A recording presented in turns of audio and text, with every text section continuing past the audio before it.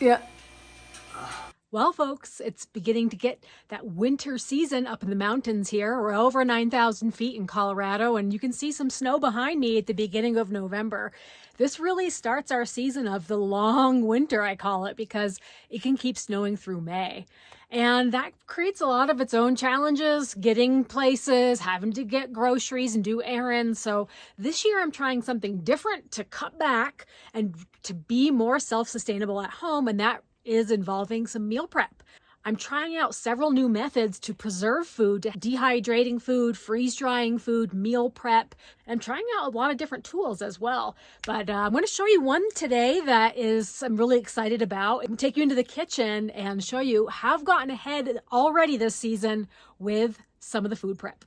So before we hop into the kitchen, let's check downstairs with Brian in the basement. I know he's still working on the drop ceiling. See how it's coming along.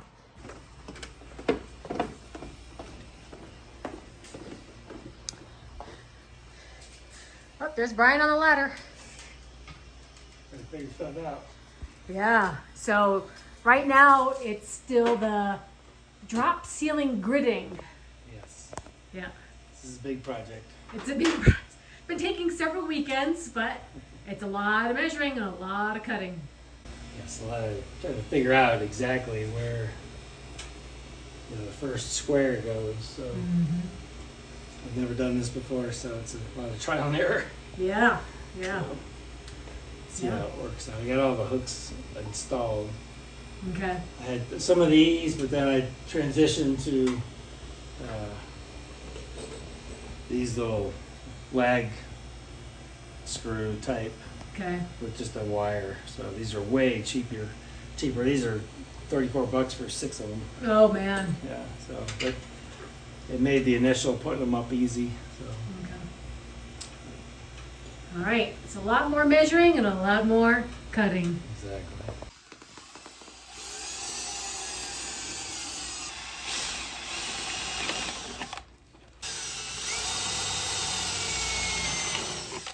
One of the challenges that Brian ran into when installing the gridding for the drop ceiling had to do with the stairwell area. Originally, when he finished it off with wood and the oak paneling, he had trimmed it to make it more flush with the I-joists. But in fact, he found out that he actually needed a little bit lower in order to get the gridding mounted around the stairwell. So here he's adding some extensions to the stairwell itself. So by adding about 3 inches or 3 3/4 inches extension, he's able to get that grid level all the way around the basement. So a little bit of an extra step here to get the stairwell prepped for the gridding. But let's see how it turned out. The other part of working on the basement ceiling, well, we had to take out all of our storage that Brian's been storing in the I-joists. More storage allowed. Yeah, it looks like a little secret stash for me. I'm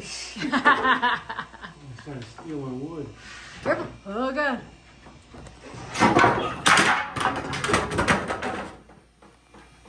There's more than one up there. Yeah.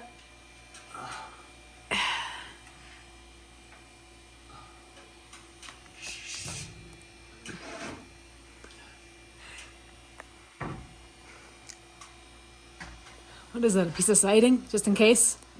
Yeah. Just in case. Leftovers. At least I was paying attention, could halfway duck out of the way, even though it hit the TV and then ran towards me.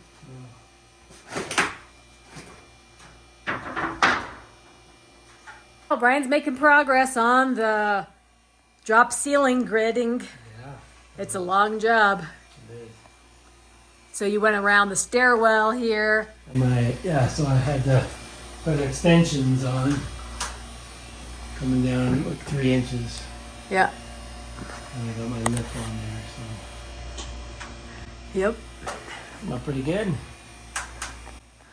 Just the rest of the basement to do. I got all my hooks up. Okay. So you got all your hooks up, you All said. right, so I can start running the length The line's all the way down. Kind of holding steady, but this is all the gridding that Brian finished for this room. And let's see, we've got the hermit crab moved in. And there's a lot of noise in this room. It's all coming from the freeze dryer. It's on its final dry cycle. I'm gonna take you guys up to the kitchen and show you what I put in there. Got a full load. I've got some food, gonna be taking us through the winter. So in the kitchen today, I've got the Avid Armor Chamber Vacuum Sealer. It's probably different than most models that you've seen in the store, which is typically just a suction vacuum sealer. This actually creates a vacuum environment to seal in a different way. It allows more options for what you can actually do and achieve with vacuum sealing foods. And Avid Armor has several different models, but I chose one based on low profile. So I chose a smaller size, but I think it's still going to be adequate for us. The other thing about it is that it has very simple features. And I know with vacuum sealers or any kind of kitchen gadget, if you're a little bit like me, it can be overwhelming to know what setting to put it on. You can see on the front that there's vacuum level, seal time, the auto vacuum seal button, just sealing only, or a marinate button. So it has a graduated slope, so you can lie a bag flat and then keep the lip of the bag over here to where the seal bar is. And there's also a clamp, so you can lift it up, insert your plastic bag underneath, and then push it down to hold it into place while it's sealing. And there is an accessory port. So if you wanted to seal something out of a mason jar, you can put it hooks up to a hose that it comes with, and then you can do external sealing outside. Now, the other thing I think is really cool about this is that it's very easy to clean. The rubber gaskets come out really easily. This gasket comes out easily as well for cleaning, as well as the seal bar.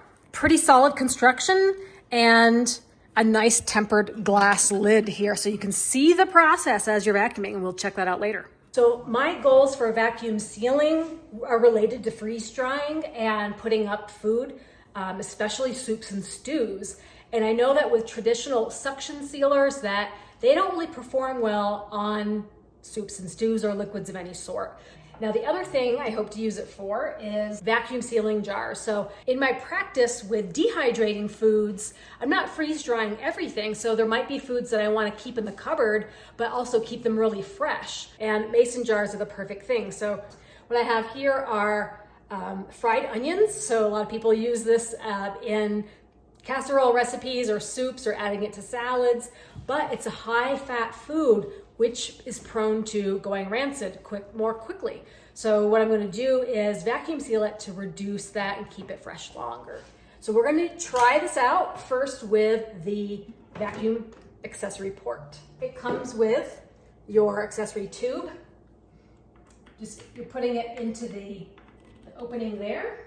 You need the inner lid that goes on first, and then you can put the vacuum canister top on top of that. Once I have that nice and snug, then I connect my hose through the hole in the top.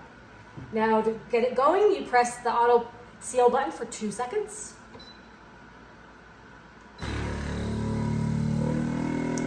The progress bar tells you when it's done. When it beeps, the vacuum's done. Very fast to do for a jar because there's not a whole lot of air in this one. So, taking that off, and that's depressed in. See if you can hear this vacuum unseal. Yeah. So it created a pretty tight seal. So next I want to show you guys how it works with something that's a little bit more liquid. I made some hummus earlier, so we're saving some, so I'm going to freeze dry the rest of it. Before I freeze dry it, I want to put it in some vacuum seal bags because I want to create a nice little frozen brick to go into the freeze dryer. Fill my contents, and then when I pull it out, I can kind of shake it down a little bit. Now it's recommended not to go more than half full on these bags. You also want a clean seal along the top. So I'm going to use a paper towel to wipe this area so we have it clean. We don't have any residual food in the top. Okay, so top 2 inches are clean. Now it lies down on its side. And then I'm going to lift up the clip. I'm going to insert the bottom side of the plastic bag in the clip. Close it, and that allows the air to escape. And then, now how do you know what level to put it on? Well, vacuum level, a standard vacuum level is level 2. If it's something delicate like bread, you'd go level 1. If it's something really wet like soup, you go level 3. So I'm gonna stay on level 2. And then I'm gonna do number 2 for seal time. These plastic bags seal well at level 2. If I was doing Mylar bags, that would be level 3. And then I just hit auto.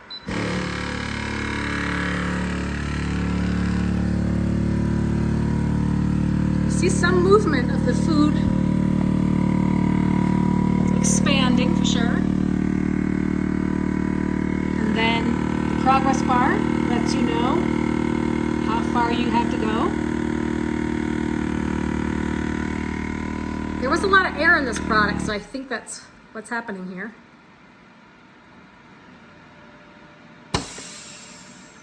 And there we go. Now I see a little steam released and a little bit of food came out. And I think what happened here, even though it was only half full, there was a lot of air incorporated into this product. So it's still a learning process for me, as you can see. It is recommended for foods that have a lot of air incorporated to let it have time to settle. All right, and so what's my goal with all these vacuum sealed bags? Well, what the chamber vacuum sealer is helping me with is create little frozen bricks. Because my next step, once I prep the freeze dryer, is to take these out of the plastic, and I have them already prepared to go into the freeze dryer. And the last thing to show you is sealing with Mylar bags. Here's the hummus done with the freeze drying. I broke off a corner just to make sure it was all the way dry, all the way through. Time for our first vacuum seal.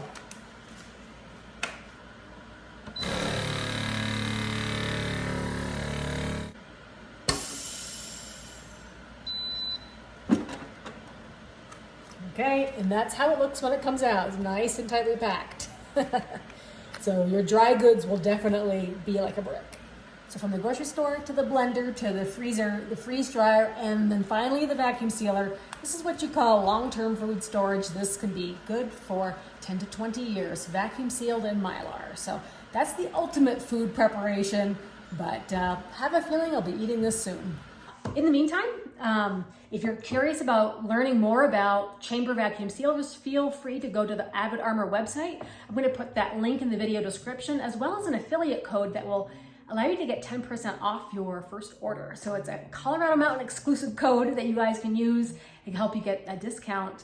And I know that they have a lot of their products already on sale. So far, it's pushed me to get a lot of food prep done, and I feel like I'm definitely getting ahead for the winter months, especially the next month where I'm really busy doing art shows. I'm not gonna have any free weekends, so I've already got several meals in the bank. And curious if you guys have a vacuum sealer or if you've ever tried a chamber vacuum sealer. I know it seems like it's something that's for commercial use, but now it's definitely something that's widespread in the home market. So I think we definitely have a lot more tools at our disposal. So yeah, so I'm excited what I'm gonna cook next.